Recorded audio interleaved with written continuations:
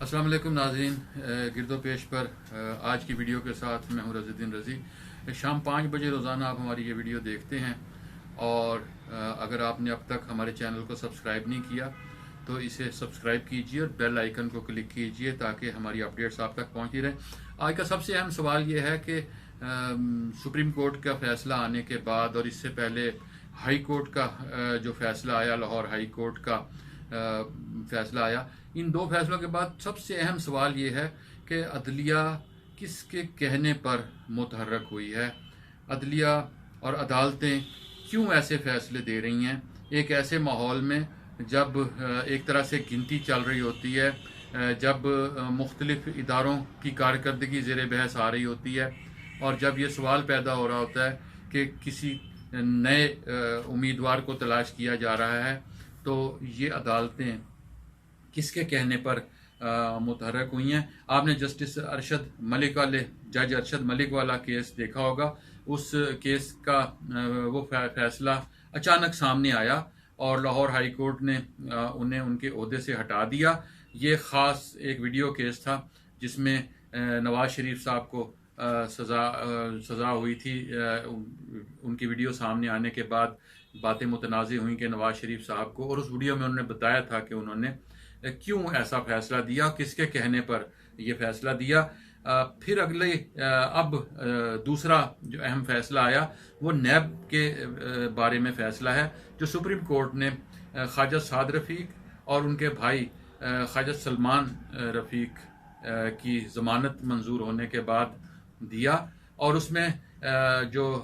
Paragon society के हवाले से, हाउसिंग स्कीम के हवाले से जो नैब ने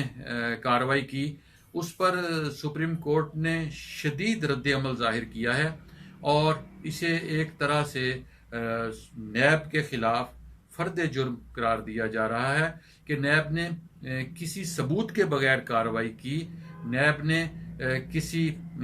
कहीं से कोई ऐसी बात साबित नहीं हुई कि इन दोनों भाइयों का उसमें कोई लेन देन था, उसमें उनका कोई अमल दखल था, या उन्होंने उससे मुल्की ख़जाने को, कौमी ख़जाने को कोई नुकसान पहुंचाया, या इवन लोगों को उसके बारे में, लोगों पर को कोई शिकायत हुई हो कि उनके साथ फ्रॉड किया गया हो। तो नैब ने क्यों ऐसी कार्रवाई की। अब सवाल फिर यही पैदा होता है कि क्या अदालतों के हवाले से हमारे यहाँ अमूमन शुक़ व शुबहात रहते हैं। अदालतों के बारे में ये सोचा जाता है कि अदालतों ने किसी के कहने पर फैसला किया, हालांकि हमारे यहाँ अदलिया आज़ाद है, हमारे यहाँ जुडिशरी ने हमेशा अपने फैसले किए, लेकिन इसके बावजूद ये शक होता है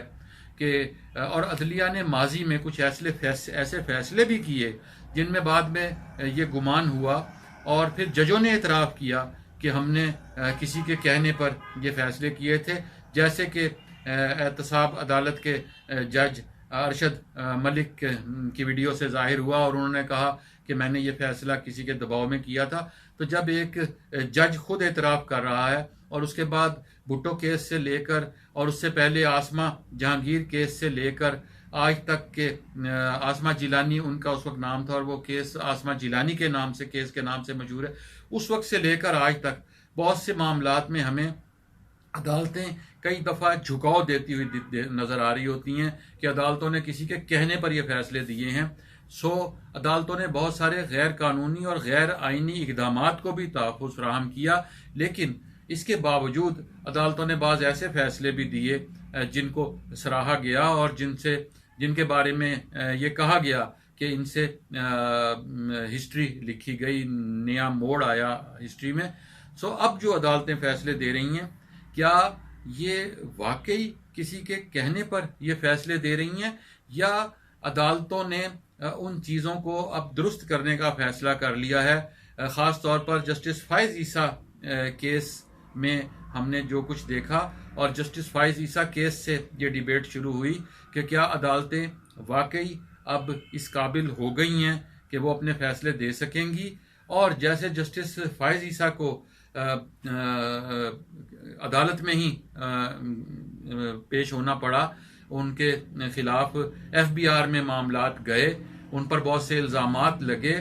उसमें फिर एक क्वेश्चन ये भी आया कि जस्टिस फ़ाइज़ ईसा की जगह कोई और होता तो ये अदालतें क्या उस वक्त भी ऐसा ही फैसला देती? ये इस वक्त अब शायद कुछ इदारों की बका का मामला भी है जो इस वक्त बहुत अहमियत इख्तियार कर चुका है। ऐसे में पैरागॉन हाउसिंग स्कीम के हवाले से आने वाला फैसला दूररस भी है